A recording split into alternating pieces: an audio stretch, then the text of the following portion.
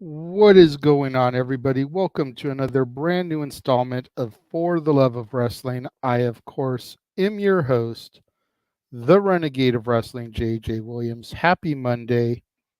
I apologize to everybody for the delay here today. Had to take the kids to school this morning instead of their normal ride. Got home, had a couple of things around the house I had to do before I jumped on here. Just wanted to get everything to where I could focus here and not have to worry about the other stuff. So I do apologize once again for being late. How is everybody doing on this Monday morning? Let me know. Sound off in the comments. We're here, of course, today to discuss last week's episodes of Impact and Smackdown. Let's kick things off with TNA Impact. Show kicked off with the wanted man, Nick Nemeth, coming out to the ring.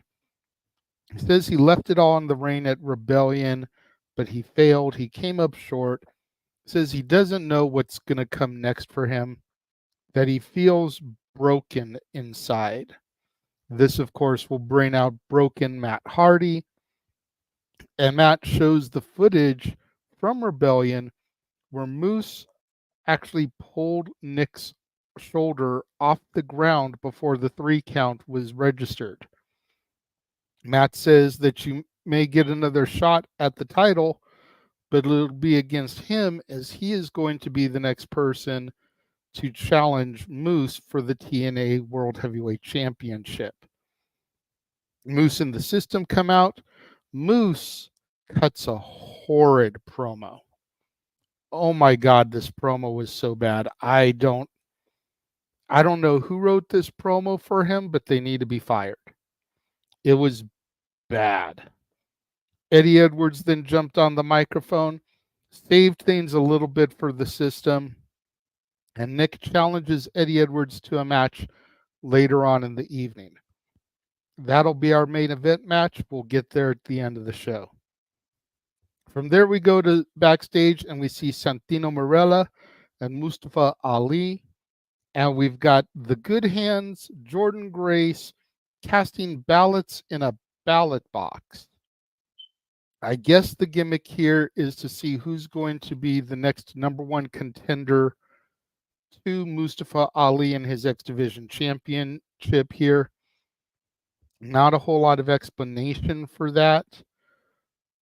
We then get Jordan Grace with Gia Miller, and she talks about Steph DeLander and the match that she had against them, how she knew Steph DeLander had a trick up her sleeve. And then she talks about her upcoming match next week against, and I hope I pronounced this right, Miyu Yamashita. And it was originally supposed to be a non-title match, but Jordan Grace says she wants to be a fighting champion. She just talked to Santino Marella, and it will be for the Knockouts Championship. We then go to the ring, and it's Mike Santana versus Myron Reed. This was a so-so match. I just really wasn't feeling it. I wasn't invested in it. I'm not a big fan of Santana, and I could care less about Myron Reed, who's basically taking the Wes Lee role of the Rascals, because Wes Lee is an NXT superstar still out of action with an injury. Santana wins, despite the fact that Myron has the other 2 Rascals there at ringside and has the numbers advantage. Macklin comes out post-match, and there's this little taunt back and forth between the 2 of them. It seems like Macklin wants a piece of Santana. We then go backstage, and Steph DeLander and Khan issue a challenge to Jordan Grace and PCO to a match at Under Siege. That match, of course, is made official throughout the night. Josh Alexander then comes out, and he cuts a promo, and he's talking about his rivalry with Hammerstone, and Frankie Kazarian comes out and interrupts. This turns into an impromptu number one contenders match because both men feel like they have a claim to being number one contender. Alexander for beating Hammerstone, Frankie for beating TNA original Eric Young in Full Metal Mayhem. Alexander won his last man standing match, so both men beat big time contenders in brutal matches. They end up having a decent impromptu match in their street clothes. Neither one of them is in their gear. And Josh Alexander picks up the victory here. We then get a segment with First Class and Bun B. Bun B, of course, member of the rap group UGK. And if neither of those names sound familiar, go listen to the Jay-Z track Big Pimpin'. That's probably the best known track that he's on, just because of the mainstream commercial success.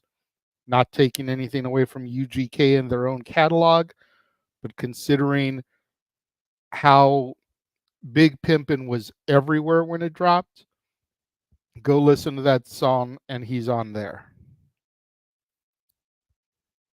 So they're all on the stage, and they're being goofy, they're being shticky. They're talking about the match that they had against Joe Hendry, and of course this means he comes up because say his name and he appears. Joe Hendry comes out on stage, and at first, Rich Swann and AJ Francis, First Class, they're a little standoffish, and Joe Hendry apparently wants to apologize, and he's going to do it in the ring next week. Not really sure what's in store for us here. We all know Joe Hendry has got a great sense of humor. Going to be interesting to see what develops out of that. We then get some knockouts action as Timeless Dana Brooke, better known as Ash by Elegance, takes on Zaya Brookside.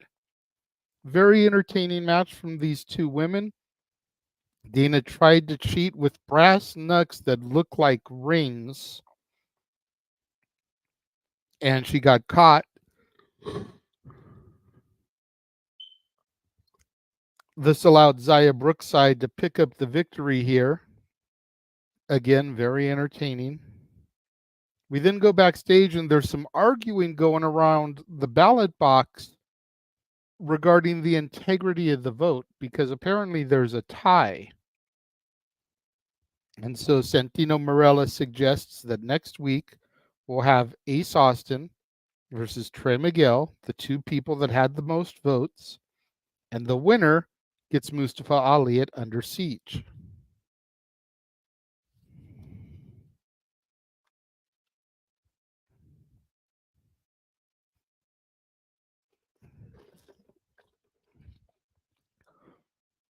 From there, we get a squash match as Sami Callihan just destroys the Good Hands. Completely useless. Sami Callihan doesn't need to be in a squash match, and the Good Hands don't need to be squashed. They've been off TV for a little bit, just recently kind of came back. No need for them to be getting squashed like this. The Good Hands are too good of a tag team to be getting jobber status like this. We then go backstage, and apparently Steve Maclin has a proposal for Frankie Kazarian. Kazarian doesn't know if he can trust Maclin. Maclin's not 100% sure he can trust Frankie. But Maclin proposes that he will help Frankie take care of Eric Young and Josh Alexander if Frankie's willing to help Maclin take care of Santana. Could be an interesting dichotomy here. Main event was Eddie Edwards versus Nick Nemeth. By and far, this was the match of the night, although I didn't like the schmozzy finish. I feel like it was unnecessary, and Eddie Edwards shouldn't have won this match either. No disrespect to the system, but Nick Nemeth should be starting to build his way back to the title and to Moose. Get the victory over Eddie here. Then in a couple of weeks, or at Under Siege, well, they're in a 6-man Under Siege, so that's out. But a couple weeks, maybe the tapings after Under Siege, beat Brian Myers, and then come Against All Odds in June. Then you give Nick Nemeth another shot at Moose because he's run through the system. I just don't think it was smart having Eddie Edwards pick up the victory here, having Nick Nemeth go down 2 matches in a row to the system. Yes, it was schmozzy. Yes, Moose needed to cheat to help Eddie Edwards win, but I just don't think that was a good idea. All in all, I'm going to give this week's episode of Impact a 7 out of 10. Most of the matches were just kind of mid. I understand you're coming off of the heels of the pay-per-view. Most of the matches were coming off the heels of the pay-per-view, so you weren't going to have as high a caliber matches as you did on Rebellion.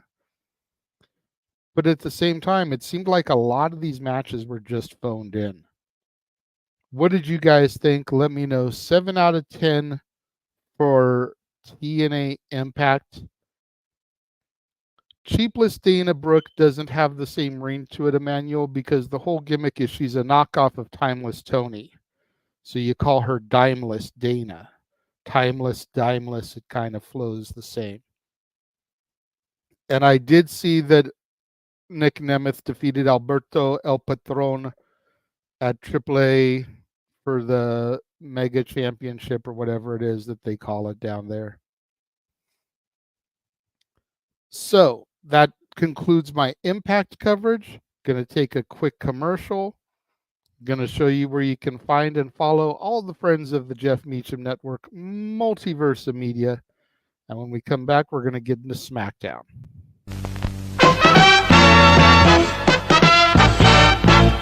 And now, preview time.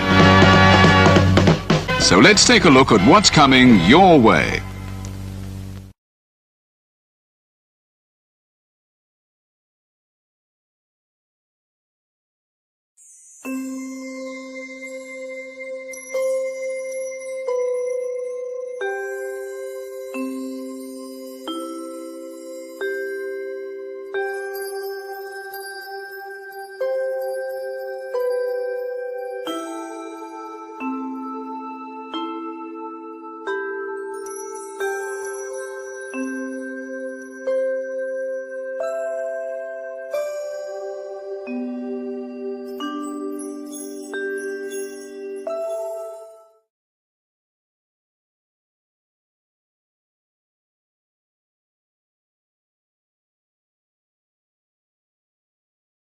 You're back.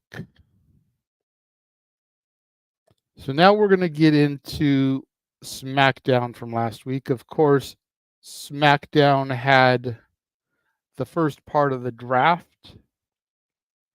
I am not going to go too much in depth on the draft. I will read the picks off again as it was a part of the show. But if you want to know our thoughts on the draft, we did do a post show immediately following SmackDown where we solely talked about the draft picks. I know you can't see it right now because I'm live, and it usually takes a little bit once I end the stream for the video to process on YouTube. But once all that has happened, if you look right up here, you're going to see the link for our SmackDown draft coverage, which went almost 2 hours. Click that link. You can go to that video. and you will be able to get all our thoughts on that. Yeah, I know, Emmanuel. I know. So SmackDown kicked off with Paul Heyman announcing that Roman Reigns has voluntarily withdrawn himself from the draft. Of course, this leads to a lot of speculation. When is Roman coming back? Must not be for a while. If we're being real, he deserves to be a free agent anyways. But that's neither here nor there. We then go to Jackie Redmond, who is at the WWE Performance Center, home of my NXT. And we see the roster there, dressed to the nines, seated, waiting to see if any of them get drafted. And then we kick off the show officially with Corey Graves in the ring, who is going to moderate and mediate the contract signing between the number one contender, the phenomenal AJ Styles, and the WWE champion, the American Nightmare Cody Rhodes. Corey Graves is doing this because Nick Aldis is in the SmackDown War Room as they get ready for the draft picks. His mind is focused on the draft. So they've got Corey Graves out here to do this. Both men to come to the ring. And AJ Styles talks about how they have a similar story. How both men needed to prove their worth outside of the WWE. How AJ Styles was a little bit mentored back in his early NWA TNA days by the American Dream Dusty Rhodes. Matter of fact, there was a NWA World Championship defense that AJ had, I believe, during his first run as NWA World Heavyweight Champion. He defended the title on an NWA TNA weekly pay-per-view against Dusty Rhodes. I'd love to find that match to watch.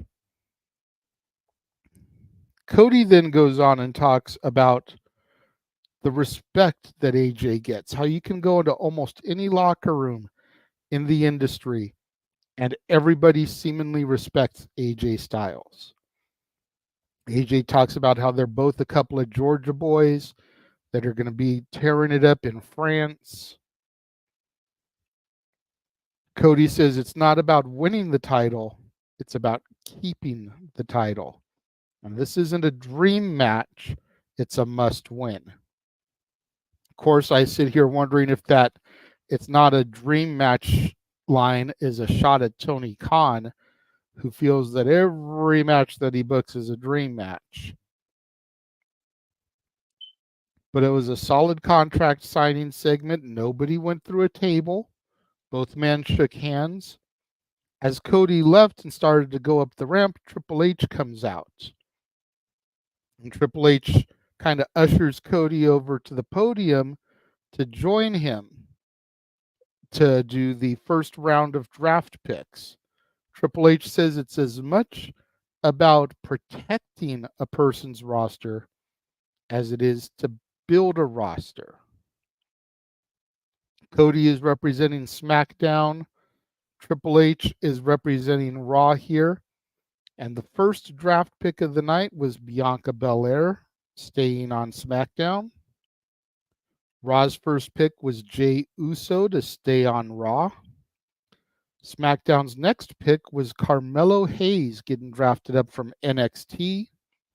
And then Raw's final pick for that round was Seth freaking Rollins to stay on Raw. So we have 3 people staying on their brand, 1 call-up. Melo then comes out, cuts a quick promo, and Melo shoots his shot and issues a challenge to Cody Rhodes for a match later on in the evening, which Cody accepts. This will become our main event. Next up, we get the Legado del Fantasma versus the LWO. Complete mismatch here, in my personal opinion, as we had Dragon Lee and Rey Mysterio representing the LWO, and we had Angel Garza and Humberto Carrillo representing Legado del Fantasma. Good lucha action to start the show off, but there was no surprise that the LWO won here when you've got Rey Mysterio and Dragon Lee representing them. After the match is over, Santos Escobar and Elektra Lopez come out from the back. They weren't even out there with them at ringside. They come out from the back, and Santos says that he may be a lot of things, but he's not a liar. When he said that he didn't attack Dragon Lee, he meant it. And Elektra Lopez has secured the security camera footage. We roll it, and it's revealed that Carlito is the one who attacked Dragon Lee. Carlito kind of looks shocked there as the video plays, gives a backstabber to Dragon Lee, and then runs off. We then come back and we have Braun Breaker versus Cedric Alexander, and Braun just squashes Cedric. Cedric went for a handspring off of the ropes. Braun hits the spear, and it is over. We then go backstage, and Tiffany Stratton is talking to Nick Aldis. Bayley comes in, and a match is set up between Tiffany and Naomi. Winner gets Bayley at Backlash. Okay. We then had Michelle McCool and Tori Wilson come out for the next round of the draft. SmackDown picked Randy Orton to stay. Raw drafted Braun Breaker away from SmackDown. SmackDown drafted Nia Jax away from Raw. And Raw picked Liv Morgan to stay put. So we had two people switch shows. The other two people stayed put. We then had Solo and Tama Tonga arrive. Paul Heyman stutter steps a little bit. When Roman would arrive, he would rush right open and open Roman's door. Paul hesitated before going to open up Solo's door. Solo wants to know if the bloodline has been drafted yet. Heyman tells him no and tries to make him understand that the old bloodline, Roman, Solo, Jimmy, and Heyman, people knew what they were getting. But with Solo in the lead now, and Solo seemingly adding new members, people don't know what they're getting when they draft the bloodline. KO then runs in, attacks Solo and Tama Tonga. We then go to the ringside area, and Kayla Braxton brings out Bianca Belair, who cuts a promo regarding Backlash. Her and Jade Cargill going to challenge the Kabuki Warriors for the WWE Women's Tag Team titles. The Kabuki Warriors then come out to confront Bianca, making it a 2-on-1 advantage. Jade comes out to even up the odds. And as all this is going on, KO and Tama Tonga begin to brawl their way through the segment, followed by SOA, referees, and agents. Randy Orton eventually comes out, evens the odds up. We then have the Dudley Boys come out for round 3 of the draft. Bubba drafts for SmackDown. Devon drafts for Raw. Now this, maybe it's a small subtlety, but I would have flipped him. Because think back to the old days, to 2002, when they did the first draft. Devon was drafted to SmackDown, and that's when we got the birth of Deacon Batista. And Bubba was drafted to Raw. So I think it would have been a nice little Easter egg throwback if Bubba had drafted for Raw, Devon for SmackDown. Just a little nitpick thing. I know a lot of people probably don't realize that or don't think about that, especially some of the fans that were barely alive in 2002. But what do you think? Should they have done that little throwback Easter egg, or am I just being nitpicky? So Bubba drafts LA Knight to SmackDown, so LA Knight stays put. Devon drafts Ricochet to Raw, he stays put. SmackDown drafts the Bloodline, they stay put. Raw drafts Sheamus, he stays put. No changes in this round of the draft. We then get Tiffany Stratton versus Naomi. Good women's match until the newly drafted Nia Jax jumps the barricade and attacks Bayley, Naomi, and Tiffany. Match gets announced later on in the evening at Backlash. It will be a triple threat as Bayley defends her title against both Naomi and Tiffany Stratton. We then get the Pride backstage cutting a promo. No Bobby Lashley, though, so it's just the Street Profits and B-Fab. A-Town Down Under come in. They get a little promo off. Then we go back to another part of the arena. We get a Karrion Kross promo for the Final Testament. And then we get our last set of draft picks for the night. Teddy Long for SmackDown and JBL for Raw come out. SmackDown's first pick is the phenomenal AJ Styles. He stays put. Raw drafts the Alpha Academy.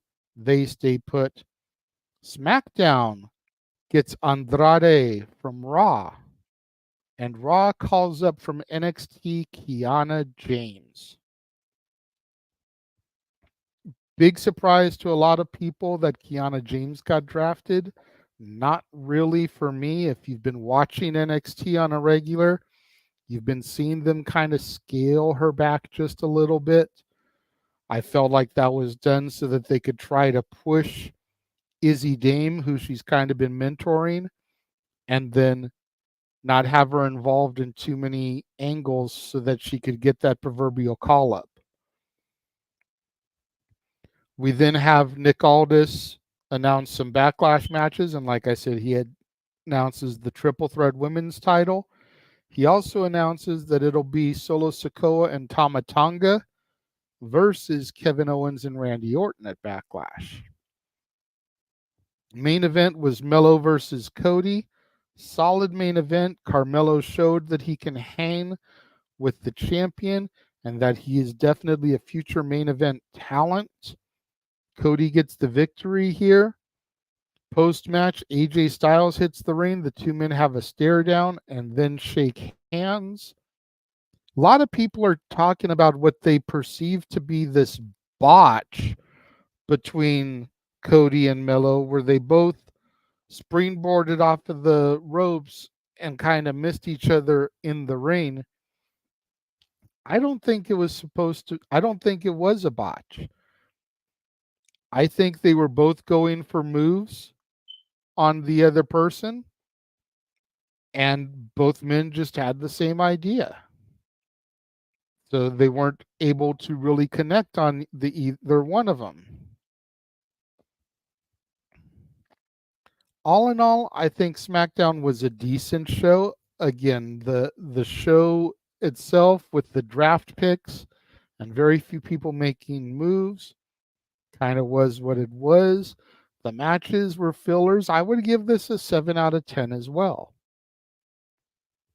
It definitely wasn't a worse show than TNA Impact, but it wasn't a better show either. What do you guys think? Let me know. Sound off in the comments below. Going to take a moment. I'm going to run our watch-along trailer, show you all the stuff that's going to be coming up here across the multiverse of Medium. And then as soon as that's done, we'll hit the shills. We'll get out of here. Stay tuned.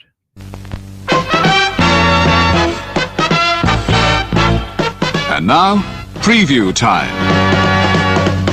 So let's take a look at what's coming your way.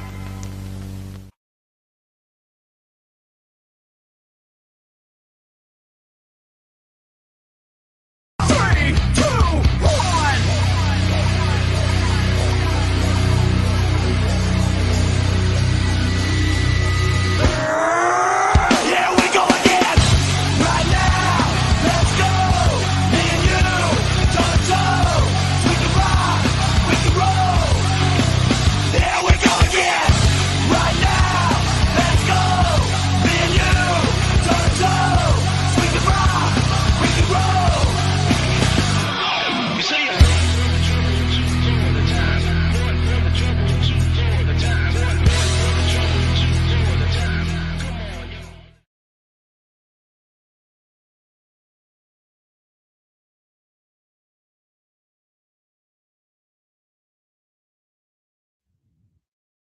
we are back.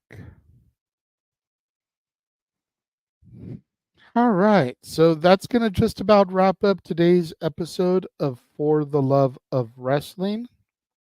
I want to thank everybody once again for joining me here today.